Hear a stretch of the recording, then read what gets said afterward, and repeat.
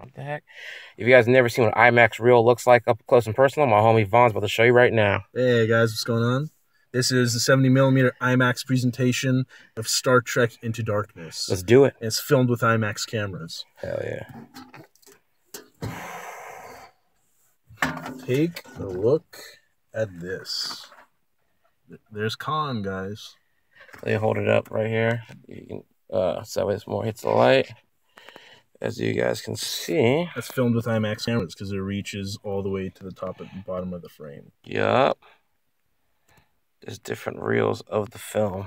Yeah, and this on its own is only 10 minutes. So imagine how many reel cases you need for the full movie. And hey, how y'all doing? Oh. Good. How y'all doing? It's your boy Mike. I'm with my fam right here, Vaughn. Hey, how's it going, guys? So we're just gonna do a quick breakdown on our initial thoughts on this new Han Solo news that came out. Yeah. Look, Mike, we obviously both know that this is a movie a lot of people are looking forward to. And there's some people that say we never wanted this movie to happen. Yeah. And at the moment, everybody that said they don't want this to happen have every justification to say that even more now. I'm one of these guys that's getting into the industry as a film editor. I've just graduated college. Star Wars means a lot to me. It's like my life. Yeah. I don't want to see any bad Star Wars movie. But all I will say, and we'll go into this topic a little later on a different time, we'll go into more depth of this. I have full trust that they'll do what they need to do. Yeah. They got Ron Howard doing this stuff now. They got Kasdan coming back.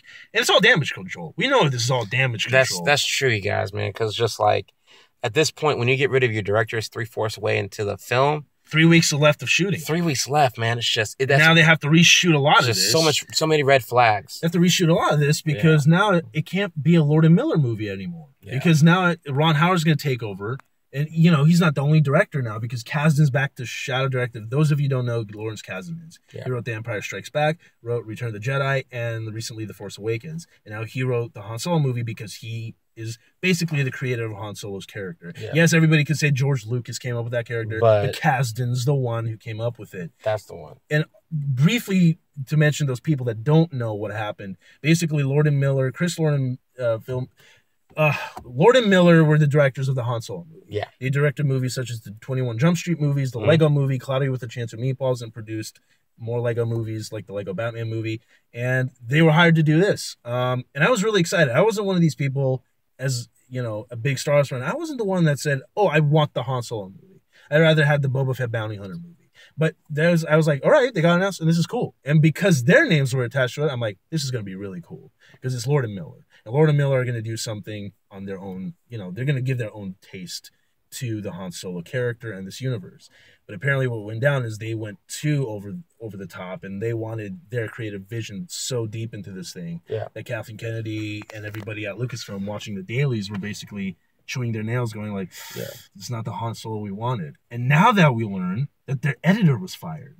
And that's really, I'm just an up-and-coming editor, but I know how hard it is putting stuff together. I'm mostly majoring in shorts right now because I haven't done a feature film at this point.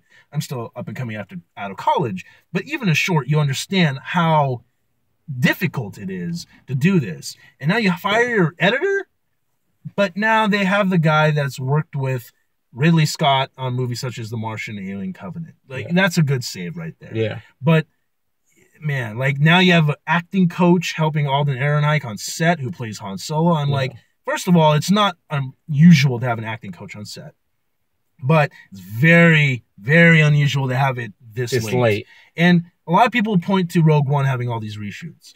And Tony Gilroy was basically brought in to shadow direct behind Gareth Edwards, who directed Rogue One. And basically, I think the difference between Rogue One and this movie is that Rogue One, though it had its problems and they reshot it, Edwards was like, all right, you guys do what you need to do. I'll be there and I'll support it, and then we'll work on this together. And look how great that movie turned out. Oh, yeah. And they actually asked him to come back to direct that Vader scene, which Jay Bezolson, their editor, mentioned, hey, what if we have a Vader scene in the movie? And now it's one of the most iconic Darth Vader scenes of all time. So they brought that back. But now that we know that what the difference is, Lord and Miller didn't play like that. Yeah. Lord and Miller didn't want Kathleen Kennedy and everybody to mess with their vision of Han Solo.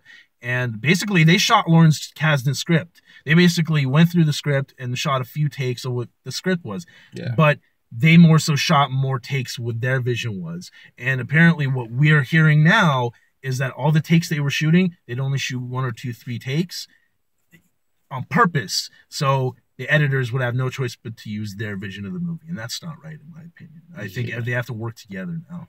Now Ron Howard is doing it with Lawrence Kasdan probably shadow directing.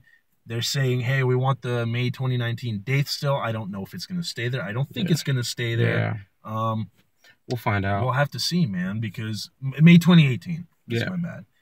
But, you know, we have to wait and see. There's so much more we could talk about this, and we will eventually. Yeah, we'll do a full episode. I don't think this is the end of this. We're going to hear a lot of stuff coming out. And the last thing I want to mention is D23, the D23 Disney Con's coming up. Han Solo was supposed to be a huge face on that. And obviously we know The Last Jedi is going to show up there. We're going to probably have that new full trailer that they're going to show out, which is going to be like so good, man. Show me your ring, bro. So good. Show me the ring. Okay, so TIE Fighter right here and Darth Vader right there, man. All nice and steel and shining. Anyway, so we're going to have a lot of Last Jedi stuff now. Yeah. Now the question I want to ask you, Mike, is the end of the show is... Do you think we're going to see anything of Han Solo? And I think we will. Not a teaser, but we at this point, we haven't even gotten still photos, official still photos from that set. We need to see Alden in the Han Solo costume. I don't know. I think you need to show something to assure people. I agree with you, but I just want them to get their ducks in a row. That's all I care about. Get their ducks in a row, because if they F up Han Solo, that's it, man. And this is also what I wanted to close out with. I don't blame Alden for any of this, because I think he was going to do a fantastic job, and might still do a fantastic job with Han Solo. But if this movie does not come out well, us filmmakers and people in the industry and geeks of Star Wars will understand it's not entirely his fault. It's the same thing with the Hayden Christensen, George Lucas thing. George Lucas didn't direct Hayden Christensen the way he should have been directed, and that's why Hayden gets a lot of flack for that performance. And I think it's going to happen the same thing here. If this movie sucks, Alden is going to get so much more hate on this, because this is Han motherfucking Solo. They're going to do to him how people try to do Jason Momoa after Conan. Yeah. Because Jason Momoa killed it in Conan. He did, man. But I own that Blu-ray. Yeah, but some people didn't like it, so they're trying to come after him. But it's too late now, suckers. He already has Khal Drogo and Aquaman. You can't do nothing to Jason. But anyways, tell them where they can find you, bro. Well, man, I'm on Twitter most of the time at I Am the Film Editor. I'm the Film Editor. That's where you can see all my shorts that I'm doing, events that I'm going to. Mike follows me on there. A lot of cool stuff, and just keep it up, man. Come to the, I'm an OC local. If you guys are in the neighborhood, come and check out Irvine Spectrum 21 and IMAX, man. I've been hyping it with Mike a long time. That's a giant, one of the biggest IMAX theaters in the world. Still there, hasn't changed. It's great. I do a lot of IMAX, I help a lot of IMAX stuff out over there while I'm doing, my other film things. Come and check it out. Should be fun. Yep, this is our episode, our quick one-shot episode of Citizen Cinema. I'll catch you babies later. See you. Peace.